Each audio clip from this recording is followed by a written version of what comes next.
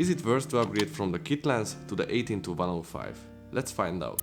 When I got the kit lens first, I was quite sad with the results. It was uncomfortable to use because of the variable aperture. And it didn't give me that beautiful bokeh what I was hungry for. So I started to look after a better lens. A good all-around lens. Which is very versatile and I can do wide shots and close-up quick without changing lenses. Which is a pain in my back. In this video I will show you a comparison between the 18-105 and the kit lens. But first, if you're new here, I'm Peter and I make camera reviews and real life photography and videography tests and tutorials based in Budapest. So if you're interested, subscribe to my channel and I really appreciate.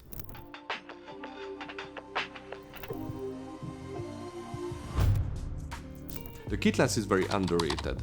It can do the job done, but I always hated to use it. I really miss the joy of this lens. It's not that versatile, it's not that sharp, it's not that shallow, it's better than nothing, but once if you try better lenses, you will never go back to the kit lens. I appreciate the fast aperture and the versatility, because those give me comfort. And the kit lens is not performing too good in these points. The aperture is 3.5, which is but when you zoom it's 5.6. It's not my favorite f-stop.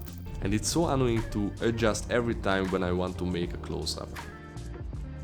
Let's do some sample shots.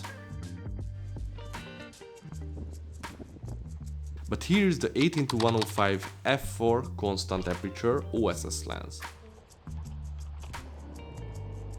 I really like this lens. It's not perfect, but it's very versatile. Its biggest issue is the f4 aperture, which is not that much problem in my opinion. First, the f4 was a little bit scary, so it will be very bad in low light. But I think it's not the case here. In my experience, the f4 is enough, just enough. Sometimes I really overthink this aperture thing. I was afraid my low light capabilities and shallow depth of field, but you can achieve very good bokeh with f4 too.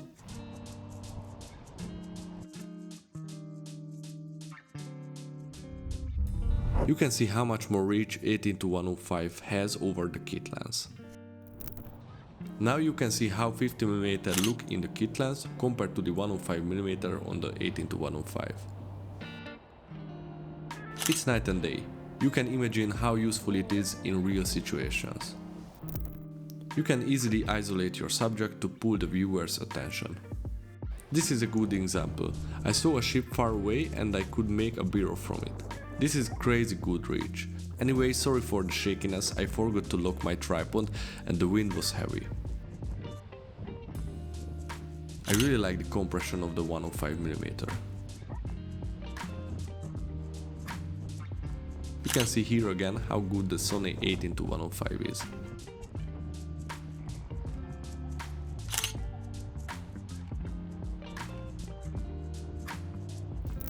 Side by side, it's night and day again. And here are some pictures from the 18-105.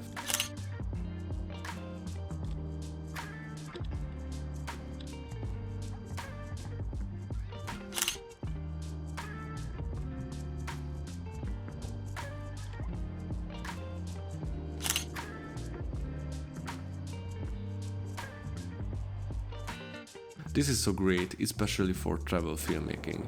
You can show every single detail.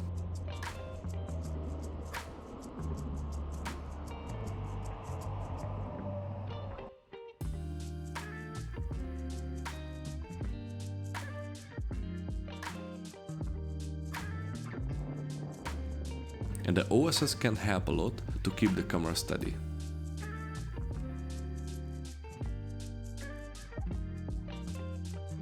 And also it can be cinematic too.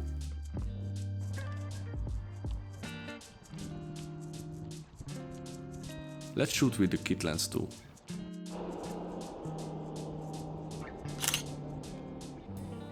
At the longer end it gives you a very natural image, no fancy bokeh or compression. Which can be nice, but I recommend to shoot in one focal length at once and not jumping back and forth between the focal lengths, because you set your exposure once and you can do a bunch of images. Back to the 18-105 again. Sometimes changing the perspective can be useful.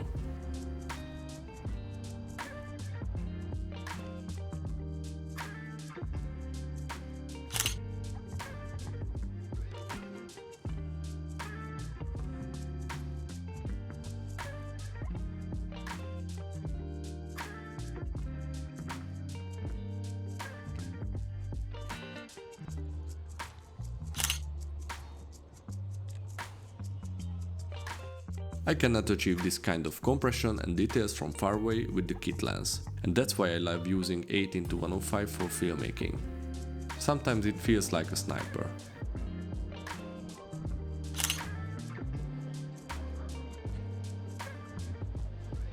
And also I can do a quick turnaround for the wide angle shot. If I travel somewhere and I could pick only one lens, I would pick this.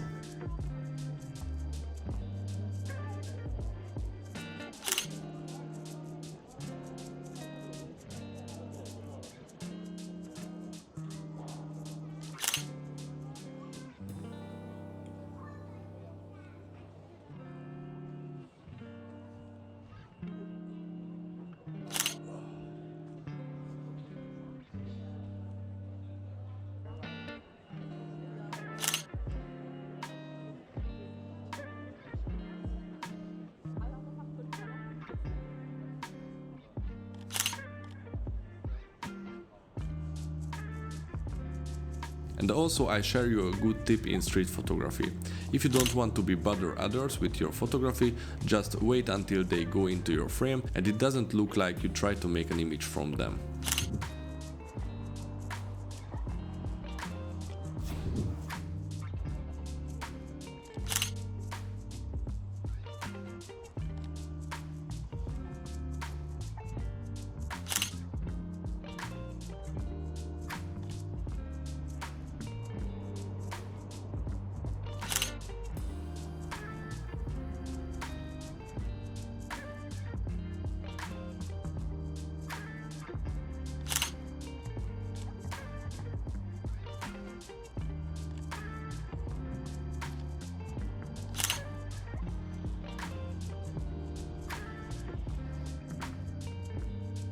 Use some foreground elements when you're composing your pictures, because sometimes it can add a lot of depth to your image.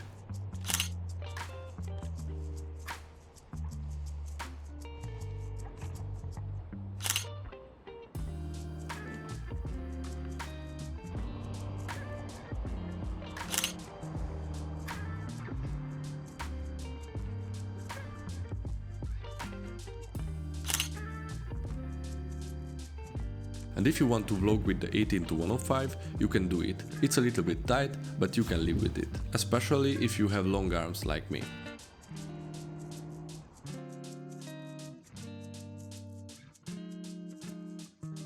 For vlogging, the kit lens is a little bit better, because that extra 2mm on the wide end feels a lot in this case, and also the camera is much lighter.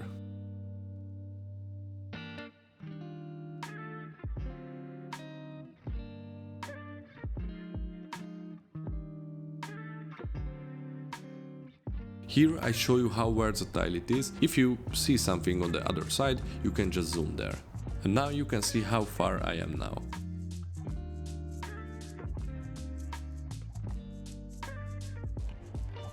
With the kit lens it's not that fun. You can see how much light we lose while zooming. So the 18-105 is the king. You can see its abilities, how far away they are.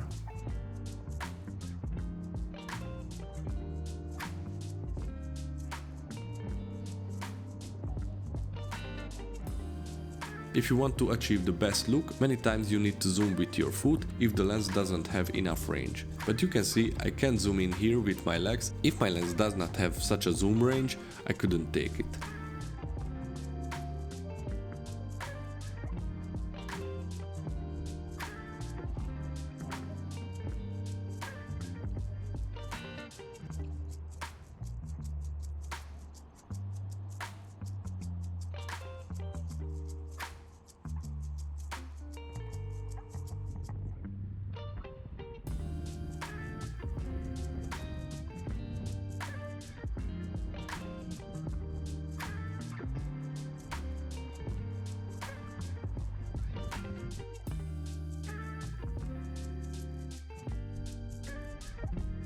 Here I show you how does it look like if you go back and forth between the focal lengths.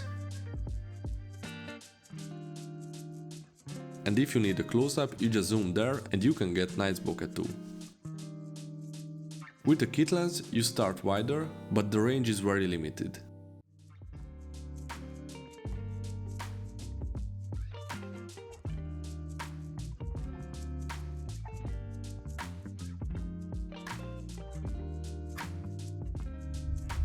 So it's clear which is the winner.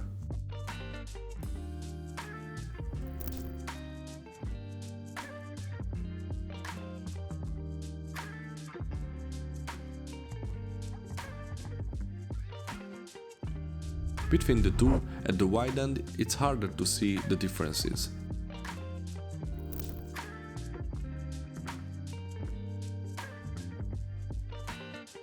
You can only feel a little bit that the kit lens is wider. But I think it's not that much difference. But in the close-ups you can feel it, definitely feel it.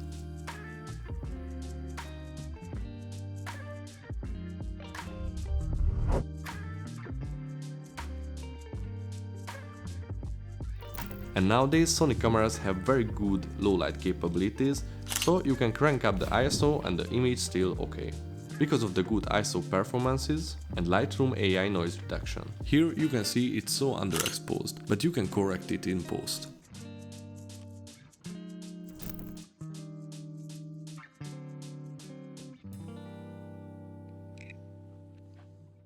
Here I can show you how much more bokeh has the 18-105 over the kit lens. You can get great bokeh even in f4.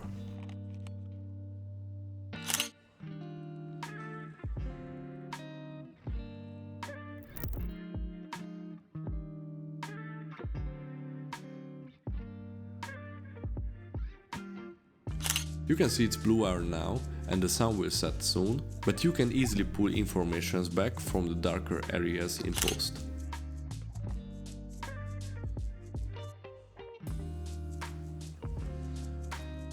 So I think this lens is not bad in low light. It's not very good, but I can live with it.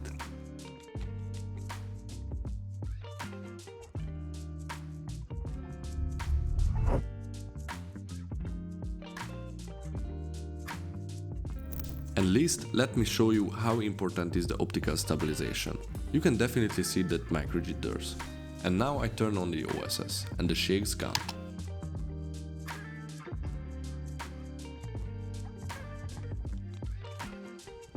You can see it with the kit lens too. Here I turned off the OSS.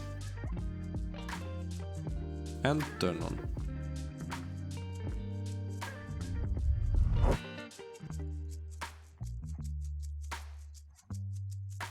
So if you ask me, is it worth to upgrade from the kit lens? My answer is 100% yes. You will get so much more room to play. The versatility is the king. If you're a filmmaker, this lens is a must-have in my opinion. You can go shooting with one lens, and you will get wide, mid and telephoto lens in one package. And yes, you can achieve more pleasant images from dedicated prime lenses, but sometimes you don't have much time to change lenses. So a great zoom lens can cover it all. It's perfect if you don't know what situations you will getting into. By the way, all the pictures edited by my presets, which is available on my website. And that's all for today. Do you think is it worth to upgrade from the kit lens to the 18-105? Leave the comment below. And thank you guys for watching and don't forget to subscribe. I hope you enjoyed and see you guys in the next one. Peace.